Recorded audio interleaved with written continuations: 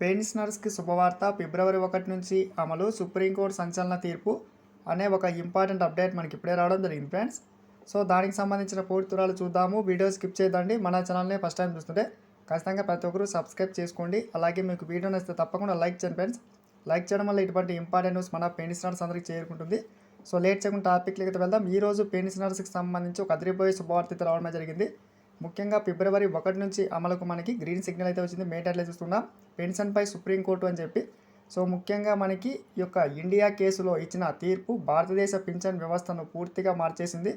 So ఈ తీర్పు పింఛన్ను దానం లేదా కృతజ్ఞత బహుమతి అన్న భావన నుండి మనకి తొలగించింది. ముఖ్యంగా పెన్షనర్స్కి అందించే సేవల్లో నిరంతరాయంగా మనకి అందించాలి అని చెప్పి ఒక కీలక తీర్పు చూస్తున్నాం. ఉద్యోగి సంపాదించిన సామాజిక భద్రతా హక్కు అని చెప్పి పెన్షన్ని ప్రకటించింది. సో ముఖ్యంగా ఈ తీర్పు భారతదేశంలోని కోట్లాది పింఛన్దారులకు గౌరవం, సమానత్వం, న్యాయం, భద్రతలు నిర్ధారించింది ఫ్రెండ్స్. అందుకే ఈ తీర్పు మనకి ఒక మైలురాయిగా నిలిచిపోతుంది. సో ముఖ్యంగా పెన్షనర్స్కి ముఖ్యంగా అధిక పెన్షన్పై కూడా మనకి కీలక తీర్పు అయితే సుప్రీంకోర్టు వెలువరించింది. ఇక్కడ చూస్తున్నాం.